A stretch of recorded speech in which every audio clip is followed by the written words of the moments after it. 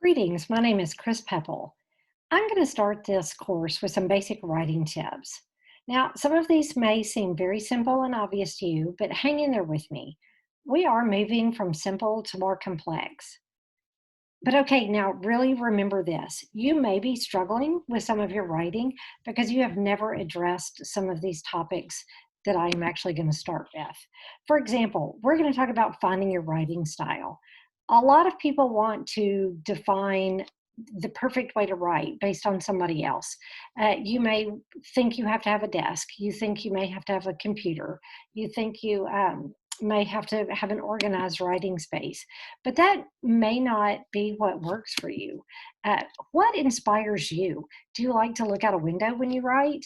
Do you like to be around an organized desk? Do you write best after being in a quiet location or after an afternoon out with friends? This can be different for everybody. There is not one perfect place to write, one perfect writing style. Figure out where you write best. Is it your couch? Is it, in your bedroom? Is it at a table, a desk, dining room table? And then what do you do when you feel like you are stuck in a writing project with no direction? That's something else you've got to figure out. How do you best get unstuck? Whether it's a professional project that you're working on, a family project that you're working on, or just something that you're doing for fun, you're going to get stuck. So, as we move through this course, I'm going to give you different options. Please don't think that there's only one right answer. Everybody's going to get stuck and everybody is going to get unstuck in a different way. How you handle writer's block is going to be one of the things that we address in this course. And also, under what conditions help you write freely. You've got to figure out these for yourself. And I'm eventually going to walk you through some options. But the first thing that we're going to do is actually talk about the way that you do need to practice your writing. We need strong wording. And what do I mean by strong wording? Strong wording is something that draws in the reader, whether it's an academic paper, whether it's, again, a family project, whether you're writing for fun, whether you're journaling. You can use strong wording to continue to draw everybody in. For example, don't use passive verbs, is, was, are, were. They just don't draw people into what you're reading. Fix this sentence. The room is noisy. I'm giving you a little bit of a pause here. There's no one right answer, but you see that word is? That's a weak verb. If you have a paragraph with a lot of weak verbs in it, it's just going to be boring. It's not going to entice your reader to continue. Now, you can have multiple answers and you can pause this if you want to practice with this sentence some more, but here's one example. The clicking of the pens and the squeaking of the chairs filled the room. Got a strong verb there, filled. Got some sounds in there, clicking, squeaking. That's a strong sentence. And we'll talk about adjectives and adverbs later, and we'll talk about strong words. But right now, just look at that verb. Look at filled right there, as opposed to is. Much stronger verb going on there. Again, your answers may vary because if you're thinking about noises outside, you may be describing animals that you hear. Strong adjectives. Don't just go for obvious color words or say things like nice or sweet or ugly or rude. You want to really beef up your descriptions with things that you would notice in more detail. The red cup. Okay, so there's a red cup. That doesn't bring a strong image to mind for somebody. Think of what else is about the cup. Is it an unusual shape? Is it an unusual texture? Beef up anything. And this is not just for creative writing. This is not just for novelists. This is for anybody that's writing. If you're writing a business report, put some strong wording in there. Set yourself apart from the person who says, we're going to sell red cups. Strong adverbs go along with this. How is someone walking or sitting or talking or working? Make a paper or a scene come alive for me in both fiction and nonfiction. If you're a historian for your family and going to capture genealogy. And yes, you need just the straightforward details. But if you see some pictures that you're describing and you want to put that in a book for somebody, you're going to tell somebody about that, don't just say they're sitting on the bench. How are they sitting? Are they stiffly sitting on the bench? There's so many options that you can use to make something come alive. And I'm going to give you some exercises later. And I do hope that you slow this down and pause it a little bit. And I'm going to give you some things to practice with. But here's some things that I want you to come back and remember. No matter what you're starting, we want to talk about the flow of what you're doing. No matter what you're doing, you need an outline, even if it's informal. I'm not talking about what teachers used to make you do in school with Roman numerals. It can just be on paper, no numbers or anything. But you want a flow to any project that you're doing. Uh, it has to be clear, it has to be decisive as to where you're starting and what you're ending with. What will the flow of your opening be? Not only does your entire paper, you need a flow that goes through the entire paper, but you need a flow within each paragraph. Your opening paragraph always starts with generalities and moves to specifics. Almost always. I can think of very few exceptions, whether it's a work paper, academic. You always need to assume that somebody doesn't know the generalities about what you're talking about. If you jump in with describing a product or jump into writing a literature or a history paper or jump into writing a family history, and you don't start with generalities, then you're going to lose somebody because not everybody is going to start with the same amount of information that you have. So think about an inverted triangle. Start really broad at the top and narrows down to a point. Always, always start with those generalities. And remember, the flow is going to be what makes sense to your reader as they move. They're going to have smooth transitions that go from one sentence into another. These are your transition type sentences here. Let me give you some examples. If you're talking about writers, you can say that Brian Turner writes poetry about the Iraq War. Nikki Giovanni wrote about the tragedy of the Virginia Tech campus shootings.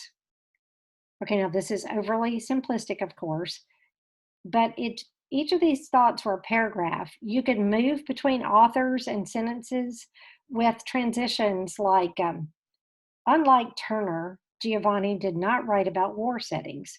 She did address violent acts around her, though, in some of her writings. So when you are moving between thoughts, you tie the thoughts together by pointing out a similarity or a difference. So that's what the transitions do. They tie everything together to get you from your opening to your point down to your closing. To close your project, you transition from your last thought and move back from specific to general with your topic. So then you have a triangle again. Think of the tip point, you finish specific, and then move back out into generalities to let your audience have more of a broader vision than what you were specifically talking about. Okay, now we're going fast here, but this is meant, we're going to tie this all in through some exercises in a little bit. But here's another key thing that you need to know about strong writing. A lot of people think they know their audience.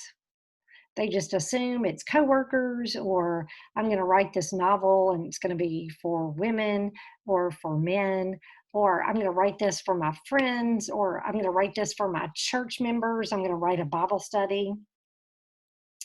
You really need to think about who your audience is. How diverse is your audience? Is it a small audience? Do everybody have similar beliefs as you? Do they know those beliefs? Do they know if you are, writing about the history of your company? Does everybody really know who the founder is? If you just start tossing out the founder's name, everybody may not know that founder's name. If you're doing a Bible study and you mention somebody in the Bible or in any of your religious scriptures, people may not know who that is. So you have to really think about who your audience is.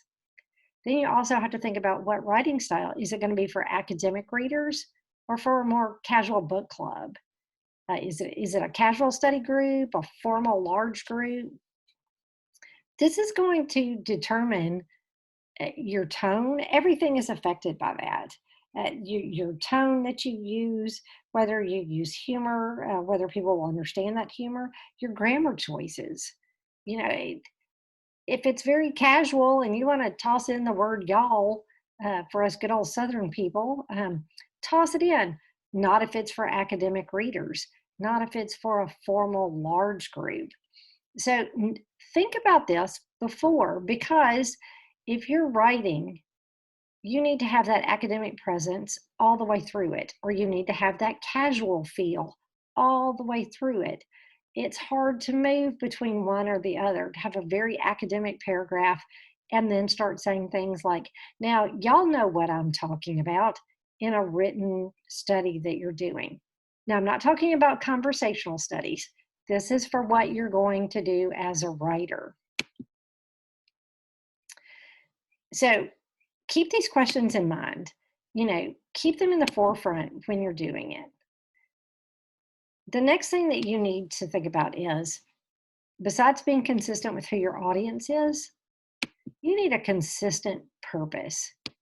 Why are you writing? This is going to be the last part of this section of the course.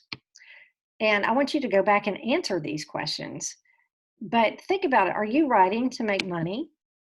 I mean, that's a very legitimate purpose. If you want to write a book, you want your book to sell. Are you writing to preserve a family or a community story? Are you documenting some type of history? That is a very legitimate source. All of these are legitimate reasons for writing anything that you want to put down on paper. Are you writing to share your faith? That's a very legitimate reason to start a writing project. Do you, even if you don't sell it, do you want to put out a Bible study that you're going to give away to a large group or a small group? Are you going to expand it to the larger community or just your small congregation? Are you writing to inform or educate a particular group of people? You may have a topic that you're very passionate about, and you want to educate people about that topic. For example, I have written about domestic violence in a variety of forms.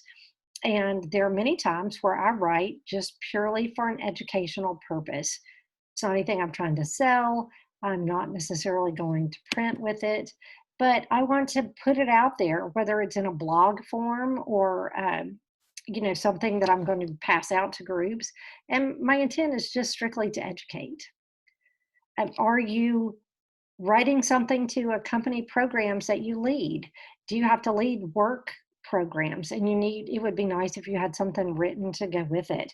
Do you lead religious programs, and it would be nice if you had a formal handout to give out with it?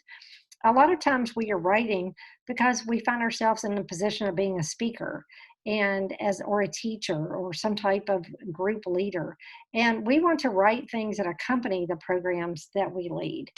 Again, very legitimate reason to write. I think I lost my screen there for a minute. Here's what I want you to do. We're going to transition into another section of the course, but I want you to think about these questions and jot down some of the answers to them. Your audience determines everything about the project. Your purpose determines everything about the project. The tone, the length, the writing style, the layout. You need to be honest with yourself about why you are writing. If you're writing for your corporation, you need to know their writing standards. What style guide do they use? Do they use AP style guide, APA style guide, Chicago style manual? You can Google all of those and look it up. There are several websites that explain the difference between those, but ask somebody, what are their written standards that they require everything to be formatted in a certain way? Um, if you're writing for a community project, think about how long that work needs to be. Most people do not want to read a 40,000 word document on the history of your neighborhood, even if you're willing to write that much. So that's why I'm saying in other sections of this course, I'm going to lead you through some writing exercises. But for right now, I want you to go back over these and jot down in just note form, nothing formal, but answer your question. Why are you writing? How long does it need to be?